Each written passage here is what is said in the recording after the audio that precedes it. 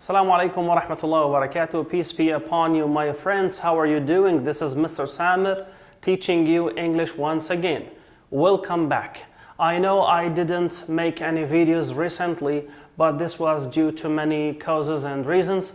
Unfortunately, I was very busy, but I am back once again to continue our series about IELTS. I think we have finished talking about the three main sections of IELTS, which are listening, writing, and speaking. Now we will talk about reading. Are you ready?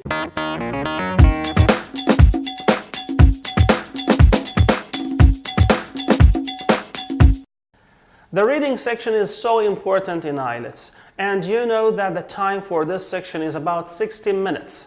الوقت الذي يلزم لهذا القسم من امتحان الآيلتس هو 60 دقيقة أي ساعة كاملة.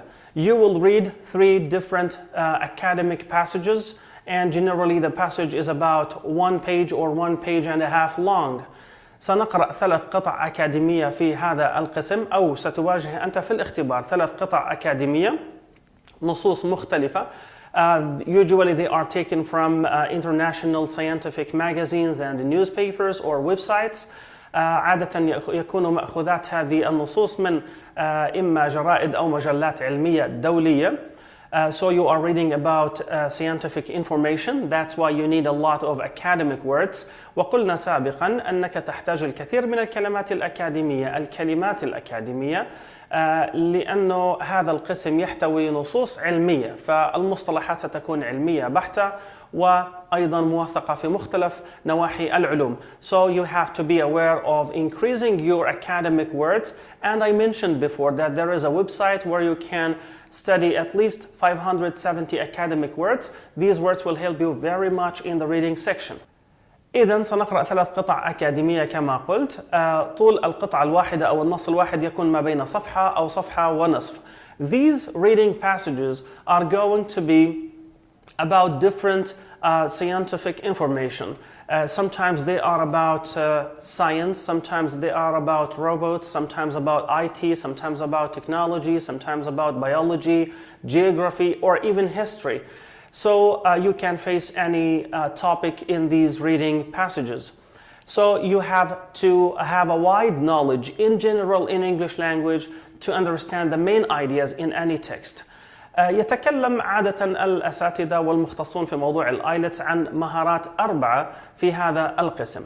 يجب أن تعرف أن هذا القسم في الحقيقة ليس له مهارة محددة يمكن أن تحصل من خلالها على الإجابات الصحيحة 100%، لكن هناك مهارات تساعدك في الحصول على الإجابة الصحيحة بأقصر وقت ممكن.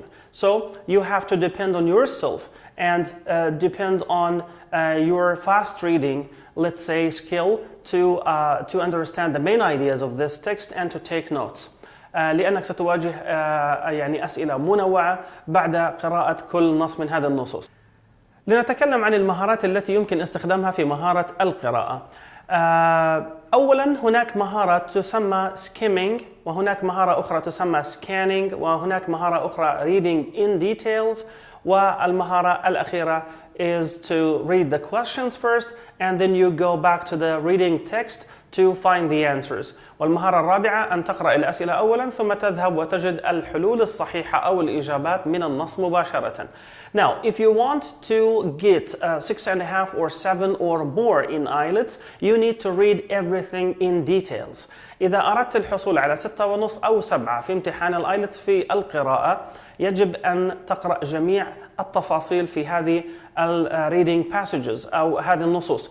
لأن الأسئلة ستكون ما بين سهلة مباشرة وغير مباشرة، ومعظم الأسئلة تكون غير مباشرة. They use synonyms a lot when they ask you questions in the reading section. فيستخدم المرادفات في تكوينة السؤال.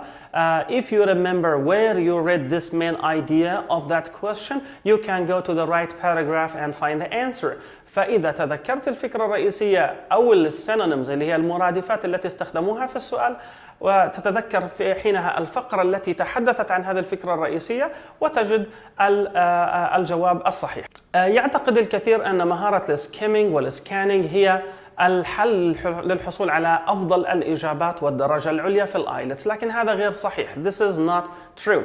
Actually, they help you to get some answers, especially the direct questions, but not all the answers. Skimming is to read quickly the main ideas of the passage, and at least you are introduced to know the main ideas of this passage, what it is talking about, what is the main idea of this paragraph and that paragraph quickly. So you are reading the text generally quickly in a short time to understand the main ideas. فأنت تقرأ النص بشكل سريع لتحصل على المعلومات الرئيسية أو الأفكار الرئيسية للنص. هذه المهارة يمكن أن تعطيك الفرصة للإجابة على سؤالين أو ثلاثة كحد أقصى.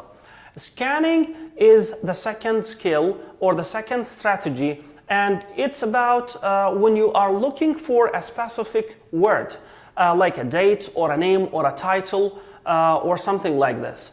Scanning هي حين تبحث على كلمة أو عن كلمة رئيسية بعينها.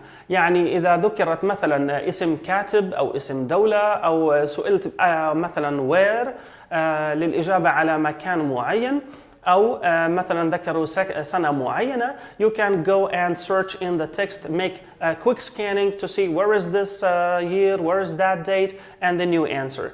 وفي الحقيقة أيضا يكون هناك سؤال أو سؤالين كحد أقصى على هذه المهارة. فمهارة السكيمينج والسكانينج يجب أن تعرف أنها لا تعطيك الدرجة العليا في امتحان أو في قسم reading في الايلتس.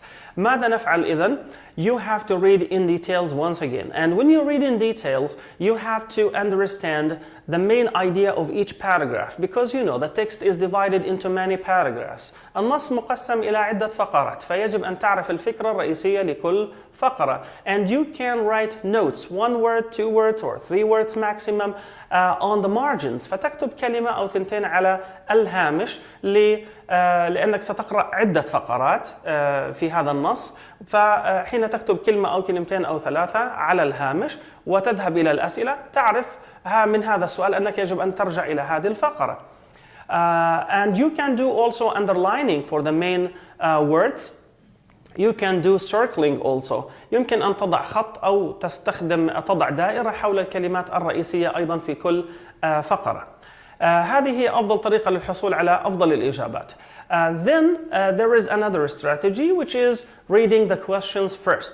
ويجب أن نتذكر عموما، لا أقول دائما لكن عموما، يعني بنسبة 85%, almost 85% or above 80%, the questions about the reading passages are in order. I mean, question number 1 is usually in paragraph number 1. If you don't find a direct answer in paragraph number 1, then you can find the answer in paragraph number 2. The question number 2, you can find the answer in paragraph number 2 or 3 maximum. لذلك إذا قرأت الأسئلة يجب أن تمشي بالترتيب إجمالا أو عادة. هناك exceptions طبعا لكل قاعدة ولكل نص ربما يكون مختلف عن الآخر، لكن عموما الأسئلة هي في الترتيب. السؤال الأول من الفقرة الأولى أو الثانية، السؤال الثاني من الفقرة الثانية أو الثالثة، وهكذا. إذن ماذا أفعل بهذه الحالة؟ I read the question and I directly go and search for the answer in the paragraph mentioned, and I get the answer. Not all questions are direct, and this is very important. I just assure this idea once again. أؤكد على هذه المعلومة مرة أخرى. الأسئلة ليست مباشرة. They use synonyms, and sometimes they are tricking you by using some words mentioned in that paragraph, but they use them in a negative way or in the other way. يذكر بعض الكلمات الموجودة في الفقرة في بعض الأسئلة، لكن يستخدموها استخدام مخالف. فحين يرى الطالب أن هذه الكلمة مذكورة في الباراجراف، يعني يحصل أو يجاوب بشكل مباشر أو يختار الإجابة، وهذا غير صحيح وغير دقيق. You have to read and understand the question carefully, then you go back to the paragraph to find the best answer. What are the types of questions that you might face in the reading section? كما قلنا سابقا، أنواع الأسئلة التي تأتي على النصوص في قسم القراءة تكون منوعة، تشبه إلى حد ما قسم listening كثيرا. There will be multiple choices questions, أسئلة ضع دائرة. And here I just remind you once again to read the instructions of that question. يجب أن تقرأوا تعليمات هذا السؤال, because many times in the reading passages when there is a multiple choice question, they ask you to choose the best 2 answers, not only 1, and sometimes they ask you to choose the best 3 answers. فاقرأوا تعليمات أسئلة ضع دائرة, لأنه أحيانا يسألكم السؤال أو يطلب منكم أن تضعوا دائرة على إجابتين أو 3, and sometimes they ask you to choose the wrong answer by saying, وأحيانا يطلب منكم أن تختاروا الإجابة الخاطئة حين يكون السؤال مثلا all the following are true except 1. جميع ما هو مذكور صحيح إلا واحدة. ما هي هذه الواحدة؟ So we need to look for the exceptions.